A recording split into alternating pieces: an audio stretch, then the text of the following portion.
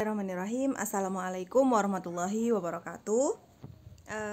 Bertemu lagi dengan saya dengan mata kuliah yang sama, yaitu Kewirausahaan Islami, yang kali ini kita masuk ke topik 13. Oke. Di topik 13 ini kita akan membicarakan tentang laporan keuangan usaha, di mana laporan keuangan usaha ini sangat penting karena akan menentukan seberapa baik laba yang akan didapatkan, seberapa banyak keuntungan yang akan didapatkan, dan seberapa lama perusahaan ini dapat bertahan. Oh ya, belum saya nonaktifkan, bentar ya. Oke.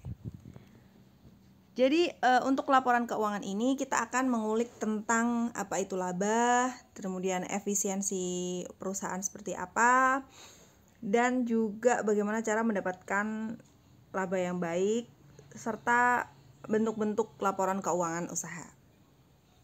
Itu ya. Yang pertama kita masuk ke pengertian laba. Laba menurut Darsono dan Ari Purwanti adalah kinerja semua karyawan perusahaan dan dapat dinyatakan sebagai perbedaan antara pendapatan dan biaya. Jadi pendapatannya berapa, perusahaan itu dikurangi semua biaya yang dikeluarkan. Itulah laba. Dan laba ini adalah hasil dari semua kinerja karyawan, tidak hanya pimpinan atau tidak hanya pihak produksi saja, tapi semuanya. Kalau menurut Temin, itu laba adalah peningkatan manfaat ekonomi seperti peningkatan aset atau penurunan kewajiban selama produksi akuntansi, selama periode akuntansi yang menghasilkan peningkatan modal selain yang terkait dengan transaksi dengan pemegang saham. Jadi untuk Temin sendiri mengatakan laba itu peningkatan aset. Kalau misalkan asetnya belum bertambah, maka labanya juga belum masuk sebenarnya gitu. Nah, dengan periode tertentu ya yang berbeda, yang Darsono dan Ari Purwanti dengan Temin adalah tidak ada periodenya. Kalau Temin harus ada periodenya. Jadi peningkatan aset untuk periode tertentu. Gitu kata Temin. Oke. Selanjutnya, tujuan dari laba itu apa sih sebenarnya? Tujuan dari laba ini adalah ada 4 untuk perusahaan ya. Jadi kenapa perusahaan harus mendapatkan laba? Karena yang pertama adalah dia harus mendanai operasi perusahaan dalam rangka mencapai laba maksimum. Pengennya juga menghasilkan laba yang maksimum juga gitu. Nah, yang kedua adalah melunasi hutang yang ada. Jadi untuk kerja, untuk produksi, untuk operasional dari perusahaan sendiri, terkadang perusahaan memiliki hutang. Laba itu untuk menutup hutang gitu ya. Jadi penghasilannya dari pendapatan dikurangi dengan biaya-biaya, maka laba ini untuk melunasi hutangnya. Kemudian yang ketiga, cadangan untuk kebutuhan investasi perusahaan. Jadi investasi perusahaan itu ada beberapa macam. Ada investasi dalam bentuk mesin, investasi dalam bentuk macam-macam, tanah, bangunan usaha, atau alat-alat gitu ya, kayak misalkan sealer, kemudian pengering dan lain sebagainya gitu ya. Nah, ini adalah laba ini distokkan atau ditimbun, tidak diambil semuanya untuk cadangan kebutuhan investasi perusahaan nanti. Yang keempat adalah pengembangan masa depan perusahaan. Ini jelas, entah itu dalam bidang apapun, gak cuma investasi, tapi pengembangan di bidang cabang mungkin, atau di bidang peningkatan sumber daya manusianya. Itu salah satu manfaat dari atau tujuan perusahaan mendapatkan laba yang sekarang ini diusahakan gitu ya. Selanjutnya adalah faktor yang mempengaruhi perubahan laba itu sendiri. Ada faktor yang ada dari dalam perusahaan dan ada faktor yang dari luar perusahaan. Kalau dari dalam perusahaan, antara lain adalah kebijakan pengelolaan keuangan. Jadi kalau pengelolaannya bagus, maka laba yang dihasilkan juga baik. Kebalikannya, jika pengelolaan keuangannya jelek, ya kan, cash flow-nya berantakan, kemudian ada hutang tapi kemudian tidak bisa dibayar dan lain sebagainya, pengelolaannya jelek, maka laba juga akan turun. Karena mungkin perusahaan tidak akan dipercaya lagi dan lain sebagainya. Yang kedua, pengelolaan sumber daya manusianya. Kalau sumber daya manusianya atau si pegawai-pegawainya ini bagus, skillnya bagus, kinerjanya mencapai target gitu ya. Nah, ini semua dapat meningkatkan laba. Pun sebaliknya, jika pengelolaan sumber daya jelek, maka laba yang didapatkan juga akan turun. Yang ketiga, sifat produk yang dipasarkan. Nah, ini juga pengaruh ya, bahwa kualitas antara satu produk dengan produk yang lainnya itu harusnya sama, nggak boleh yang satunya bagus yang satunya jelek. Itu nggak suka pasar seperti itu, karena suatu kualitas dari suatu produk itu mempengaruhi tingkat kepercayaan dari si pengguna atau konsumen kita. Serta harga jualnya ini juga mempengaruhi laba yang ada. Kalau misalkan harga jualnya rendah, ya kan, harga jualnya lebih rendah daripada yang ada di pasaran, atau harga marginnya antara harga jual dengan harga pokok produksinya rendah, maka ya laba yang didapatkan sedikit. Tapi misal penjualannya bagus, maka ya yang laba yang didapatkan juga banyak juga. Nah, ketiga faktor tersebut atau faktor intern itu dapat kontrol oleh perusahaan itu. Perusahaan itu dapat mengontrol ketiga faktor ini. Berbeda dengan faktor ekstern, ya kan? Faktor ekstern ini, di mana faktor ini itu tidak dapat jadi kita tidak dapat mengontrolnya. Kita hanya bisa untuk menyesuaikan atau fleksibilitas kita ke dia aja gitu. Ya, jadi faktor ekstern ini antara lain yang pertama adalah tingkat persaingan. Jadi kita nggak bisa menentukan si A kamu nggak boleh nyaingin, itu nggak bisa. Jadi si A mau jualan apa ya monggo terserah, karena kita tidak bisa mengontrol pesaing kita akan siapa, berapa banyak gitu kan. Tapi kita bisa menyesuaikannya. Misalkan kita akan banyak pesaing, tapi kita yang pertama, maka kita deklarasikan bahwa yang pertama di jenis dan lain sebagainya gitu ya. Misalkan kayak Aqua, dia kan menang pertamanya, dialah yang pertama kali mengemas air mineral di dalam kemasan ya. Nah, sehingga sebanyak apapun persaingan ya, image-nya air kemasan akan dipegang oleh si Aqua ini. Yang kedua adalah pangsa pasar yang ingin dikuasai. Itu bisa banyak atau bisa sedikit. Nah, itu tidak bisa dikontrol oleh perusahaan, karena tinggi luas atau sempitnya pangsa pasar itu tergantung kebutuhan dari konsumen atau pasar itu sendiri. Yang ketiga adalah perilaku konsumen. Perilaku konsumen ini juga kita tidak bisa kontrol. Misalkan dia yang bulan-bulan tertentu itu daya belinya itu tinggi, misalkan bulan-bulan Desember atau bulan-bulan mau lebaran gitu kan.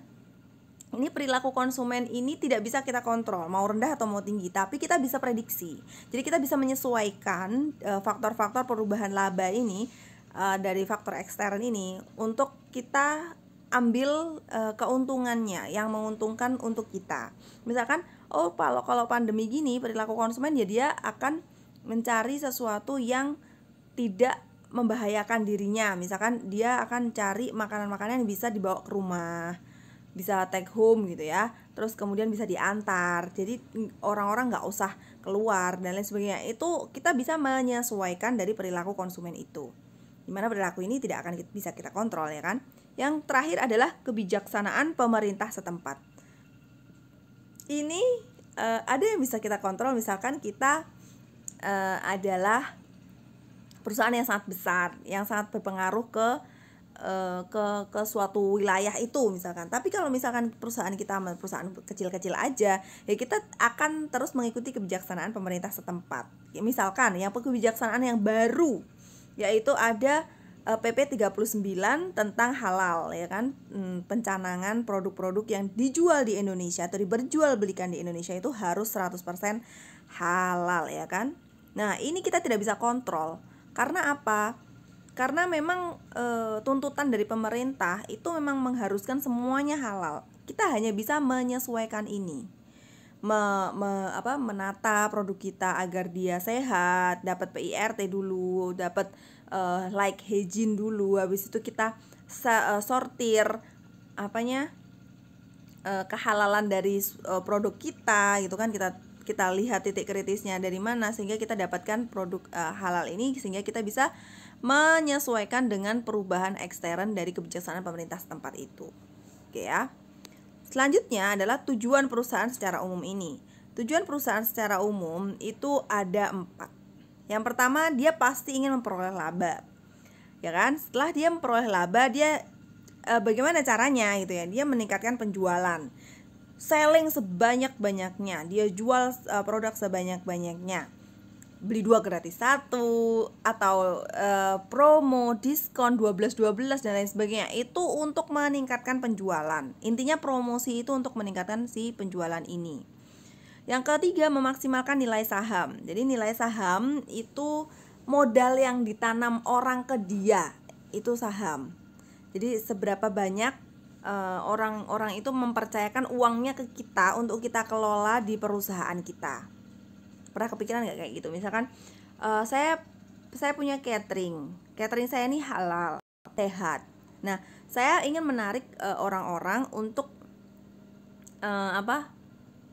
menanamkan uangnya atau meminjamkan uangnya ke saya untuk saya kelola, atau memberikan uangnya ke saya untuk saya kelola, dan nanti dia akan mendapatkan bagi hasil atau laba yang bisa kita dividenkan ke mereka gitu kan. Makanya ini untuk meningkatkan nilai saham.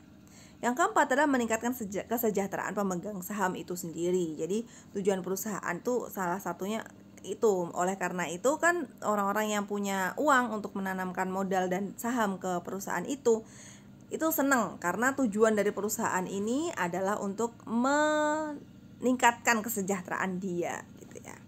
Nah, dari keempat tujuan perusahaan ini itu yang paling tinggi itu ya ini tetap memperoleh laba. Gitu ya. Nah, bagaimana caranya meningkatkan laba? Meningkatkan laba di perusahaan itu kita harus tahu unsur-unsur dari perhitungan laba itu sendiri. Di mana unsur perhitungan laba adalah penjualan dikurangi harga pokok penjualan plus biayanya. Jadi penjualannya berapa dikurangi pengeluaran, intinya gitu ya. Penjualannya dapat berapa, pemasukannya dapat berapa, dikurangi pengeluaran. Yaitu pengeluaran itu terbagi menjadi 2, yaitu harga pokok penjualan dan biaya. Oke. Dari sini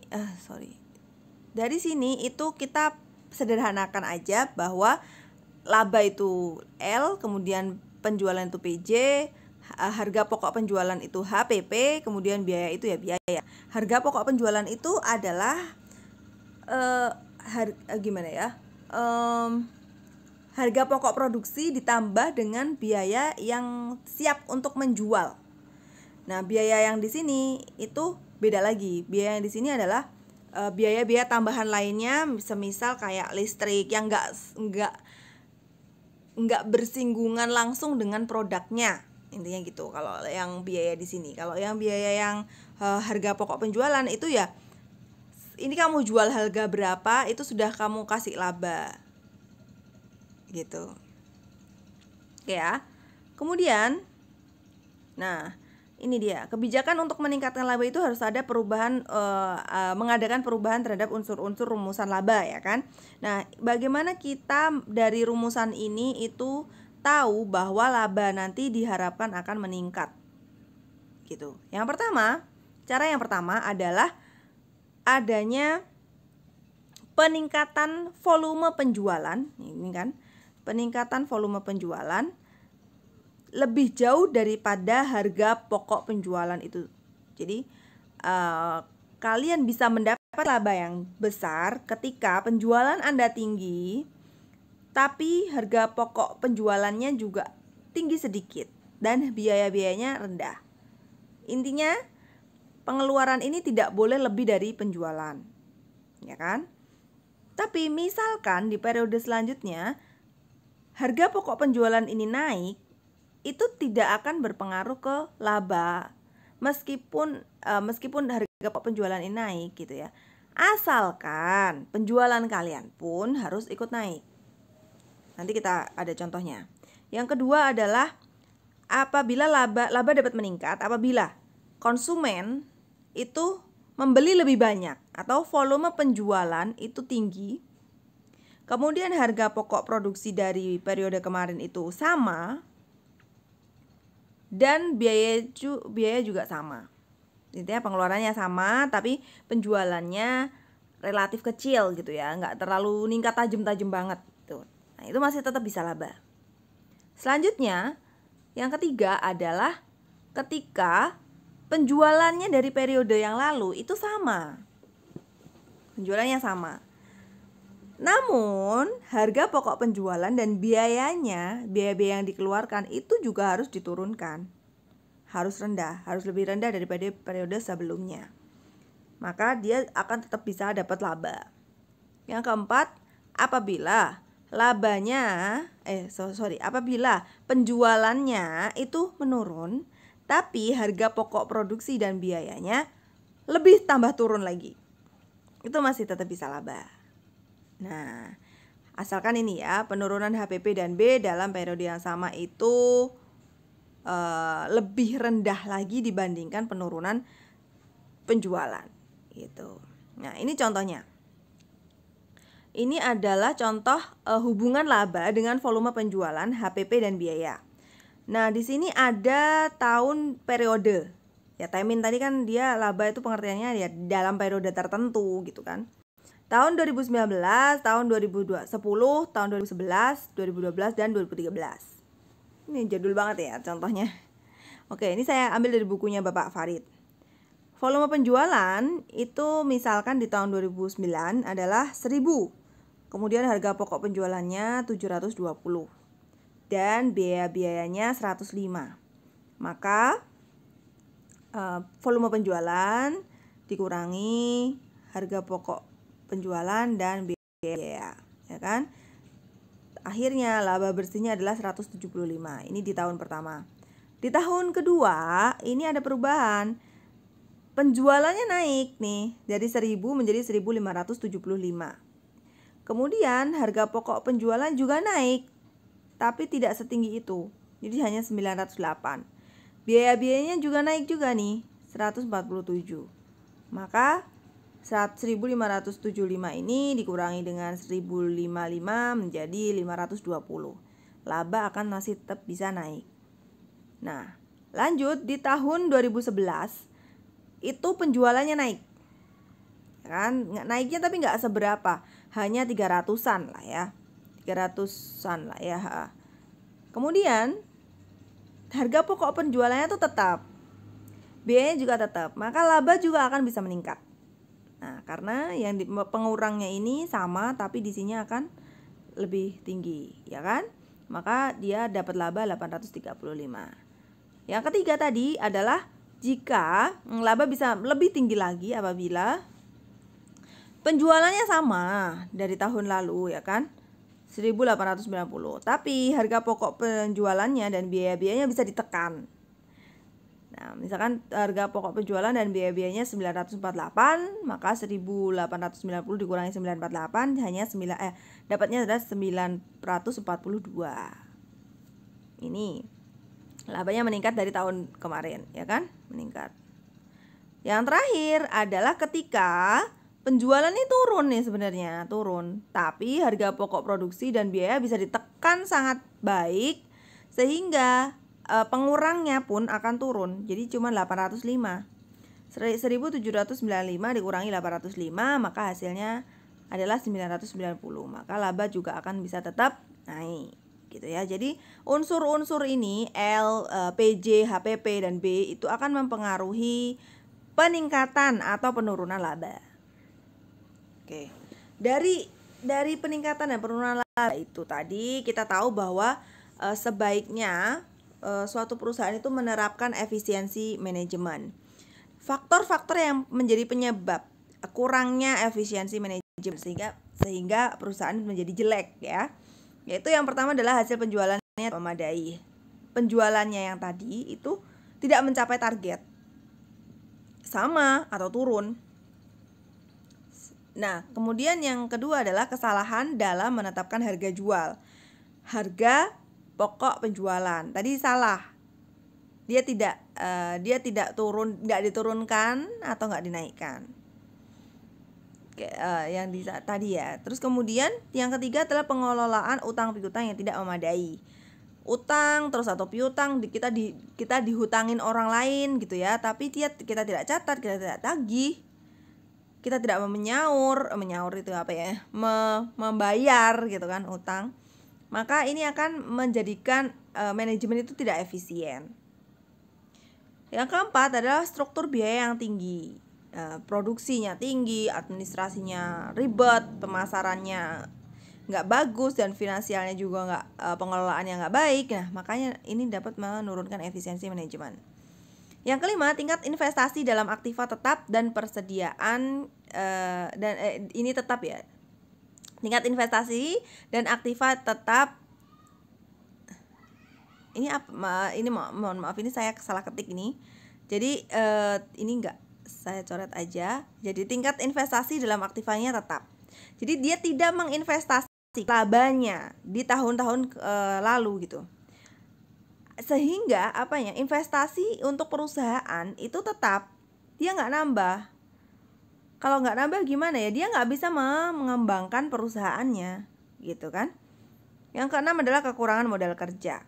Ini juga menjadi kendala kurangnya efisiensi manajemen. Kalau kekurangan modal, otomatis untuk produksi, untuk pengembangan juga nggak ada budget kan, akhirnya dia turun efisiensi manajemennya. Yang ketujuh, adanya ketidakseimbangan dalam struktur permodalan. Ya mungkin modalnya besar, tapi kemudian kita kerjanya kecil, laba yang masuk kecil. Nah, itu juga nggak bagus. Yang kedelapan, aktiva tidak diasuransikan. Kalian nggak pernah memikirkan mengasuransikan misalkan pabrik atau tempat gitu. Nah, itu akan menurunkan tingkat efisiensi manajemen. Kalian nggak mengasuransikan pekerja misalkan. Pekerja itu juga harus kalian asuransikan. Entah itu asuransi kesehatan maupun asuransi ketenaga kerjaan. Sehingga ketika ada sesuatu, maka yang membayar adalah asuransinya. Gitu ya. Kita hanya membayar kewajiban bulanan untuk asuransi tersebut. Itu pun juga bisa kita ambilkan dari jatah gaji tiap pekerja gitu. Kemudian ini ya, jika misalkan ada asuransi pun jumlah pertanggungannya itu tidak cukup untuk menutup kemungkinan rugi yang terjadi. Nah, ini yang parah. Kita udah merasa, pabrikku sudah aku asuransikan, ternyata kebakaran, naudzubillah min dzalik ya. Kebakaran, kemudian si asuransinya itu membayar tapi tidak cukup untuk membuat bangunan baru. Kalian lihat candi elektronik yang ada di Jalan Slamet Riyadi, Solo ya. Kebakaran hebat luar biasa. Habis itu dia dapat asuransinya, kemudian dia bangun lagi. Ini dia memiliki 2 cabang malahan. Jadi setelah adanya kebakaran tuh malah dia bersyukur gimana ya? Malah dia itu bisa menambah investasi. Gitu. Karena ini asuransi yang dia berikan, asuransi yang dia letakkan di suatu asuransi itu tuh tinggi gitu, menutup semua kemungkinan. Jadi semua kerugian tuh bisa tertutup oleh asuransinya. Yang kesembilan, sistem dan prosedur akuntansi kurang memadai. Ini sangat bahaya sekali juga ya. Jadi akuntansi itu harus dipegang sama orang yang benar. Kalau kalian nggak punya orang akuntan, ya kalian coba belajar sendiri akuntansi, karena penting untuk efisiensi manajemen perusahaan. Nah, ini adalah salah satu cara kita untuk belajar akuntansi nih, dengan laporan keuangan. Yang pertama, tujuan dari laporan keuangan dulu ya, itu memberikan. Jadi laporan keuangan itu bisa memberikan informasi keuangan suatu perusahaan secara lengkap, baik kepada pemiliknya atau ownernya, kepada manajemennya maupun pihak luar yang berkepentingan terhadap laporan tersebut. Kayak misalkan dulu sudah saya pernah contohkan ya, bahwa misalkan kita mau minjem modal nih ke bank, maka bank akan meminta laporan keuangan kita. Nah, itu adalah pihak luar yang berkepentingan dengan laporan tersebut. Sehingga misalkan laporan itu baik gitu ya, cash flow-nya bagus, dia laba terus, meskipun sedikit atau banyak ya pokoknya laba gitu ya, nggak merugi. Kemudian dari laba inilah mereka akan tahu, oh dia bisa membayar utang yang dihutangkan bank ke kita gitu kan. Nah, itu salah satu pihak luar yang penting terhadap laporan tersebut. Nah, laporan keuangan ini berisi apa saja? Yang pertama adalah jumlah kekayaan, kan aset. Jadi jumlah kekayaan tuh bisa semuanya. Jadi seluruh yang kalian punya dari modal tanah, modal bangunan yang bisa diuangkan gitu ya. Misalkan kalian naudzubillah bangkrut gitu ya, pailit, bukan kalian ya, perusahaan tersebut pailit atau bangkrut, itu semua asetnya itu bisa dijual. Jadi kalau misalkan kalian ngontrak ya, tentu saja kontrakan itu bukan aset kalian, ya kan? Dia bukan aset. Karena ketika kalian pailit itu kontrakan nggak bisa dijual untuk menutupi kepailitan kepailitan perusahaan gitu ya. Nah, ingat ya, jumlah aset tuh ada di laporan keuangan. Kemudian jenis-jenis kekayaannya apa? Kewajiban hutang-hutangnya kalian berapa di perusahaan itu ya. Terus kemudian ekuitas atau modal dari usaha-usaha yang kita jalankan itu modalnya berapa. Itu harus ditulis. Karena ketika nanti modalnya stuck di situ aja gitu, labanya nggak masuk ke modal lagi ya, berarti investasi perusahaan akan turun gitu. Itu tujuan laporan keuangan. Kemudian yang kedua adalah komponen laporan keuangan itu apa aja. Yang pertama adalah neraca. Jadi neraca ini adalah suatu laporan keuangan untuk melaporkan kekayaan kalian dan kewajiban kalian. Yang pertama adalah kekayaannya dulu atau komponen harta, aktiva. Aktiva sendiri ada dua. Yang pertama adalah aktiva lancar, di mana dia selalu berputar dan uangnya tuh bisa kita ambil, kita keluarkan, kita ambil, kita ambil, kita keluarkan, ambil, keluarkan. Nah, itu adalah aktiva lancar. Apa saja? Yaitu cash flow ya kan. Cash flow-nya itu maksudnya duitnya perusahaan, penjualan masuk, kemudian pengeluaran itu cash. Kemudian rekening, giro, dan tabungan itu juga masuk ke aktiva lancar. Deposito berjangka. Nah, ini juga kan kadang perusahaan itu menginvestasikan tapi tidak usah lama, 1 tahun 2 tahun depositonya gitu ya. Nah, ini juga ada yang menganggap bahwa deposito itu haram, ada yang menganggap deposito itu halal. Nah, ini coba kalian pelajari lebih baik lagi dan kalian putuskan untuk menginvestasikan dalam bentuk apa. Kemudian surat-surat berharga ini saham gitu ya. Piutang itu berarti orang yang ngutang ke kita, itu masuk ke aktiva lancar.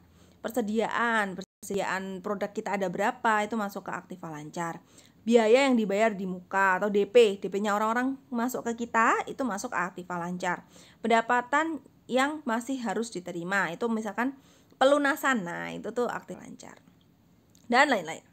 Kemudian neraca yang kedua adalah aktiva tetap atau komponen harta yang tetap. Kalian tidak bisa mengambil seenaknya sendiri gitu, karena hal ini digunakan untuk proses produksi perusahaan kalian. Misalkan yang tanah gitu ya, kepemilikan tanah, kepemilikan mesin, kepemilikan bangunan, kepemilikan peralatan, akumulasi penyusutan dan lain sebagainya. Nah, ini nih aktifnya tetap. Makanya kalian nggak bisa menjual belikan itu, menguangkan itu dengan sak-saetok gitu ya, karena mesin tuh untuk produksi, kemudian kalian jual untuk nambali apa kan nggak bisa ya. Kemudian yang kedua komponennya adalah pasiva atau komponen hutang. Komponen hutang ini ada utang lancar, utang jangka panjang, dan modal. Modal itu masuk ke pasiva karena dia komponen terhutang, ya kan? Misal kalian modal 500.000, kalian beliin jilbab gitu ya. Kemudian kalian jual sehari dapat, itu masuk ke aktiva lancar ya kan. Masuk ke aktiva lancar 300.000, tapi persediaan masih ada 50 pieces, ya kan? Berarti yang 300.000 ini masih masuk ke modal karena dia adalah komponen hutang. Kalian harus mengumpulkan dulu uang 500.000. Setelah itu sisa dari 500.000-nya itu kalian gunakan sebagai aktiva atau laba.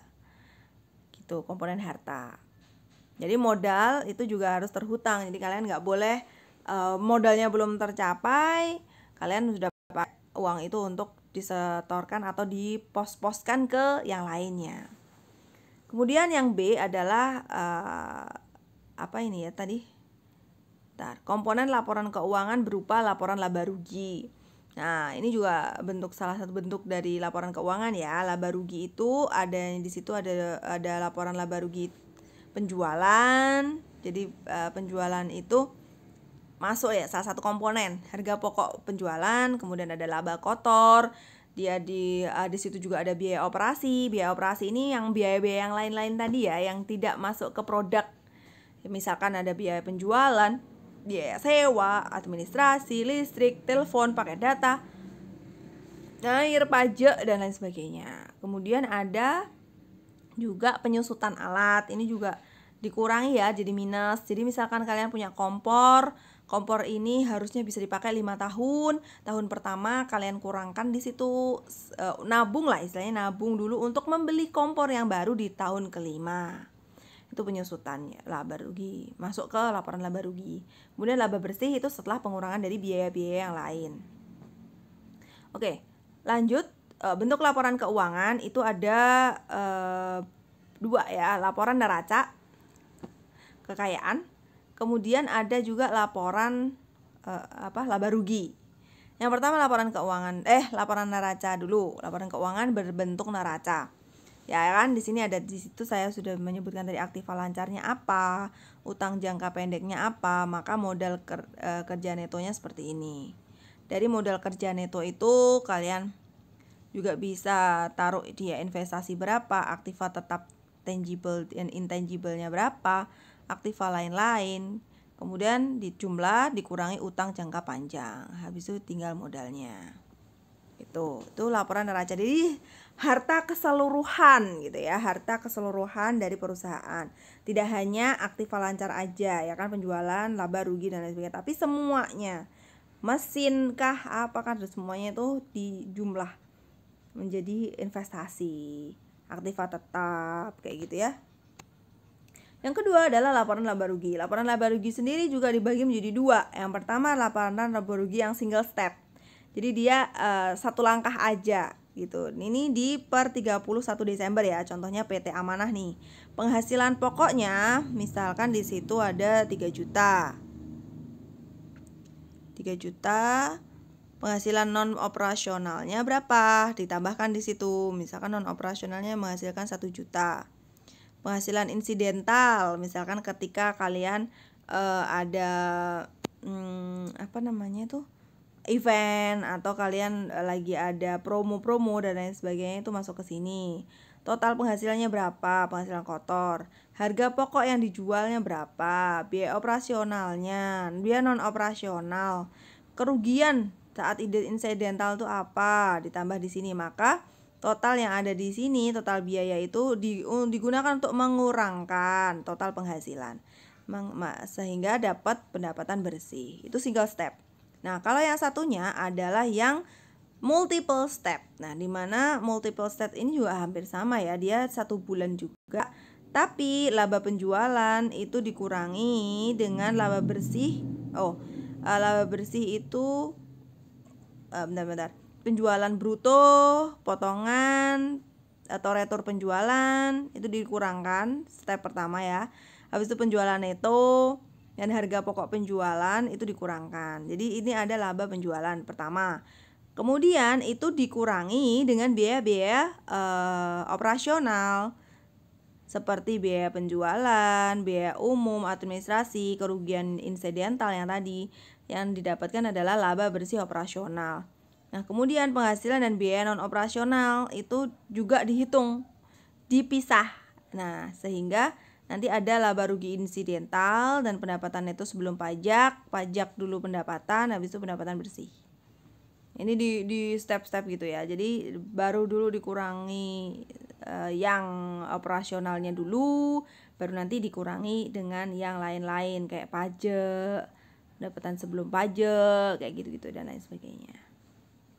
Nah, apa hubungan neraca dengan laporan laba rugi yang tadi ya, bahwasannya laporan laba rugi itu neraca itu mengetahui terdeteksi tendensi atau tren bertambahnya modal atau kekayaan perusahaan karena dia menghitung aktiva, pasifa gitu, dikurangi dengan pasifa, maka kekayaan Anda akan sekian tahun ini, kemudian tahun selanjutnya sekian, tahun berikutnya sekian gitu ya. Naikkah atau turunkah trennya?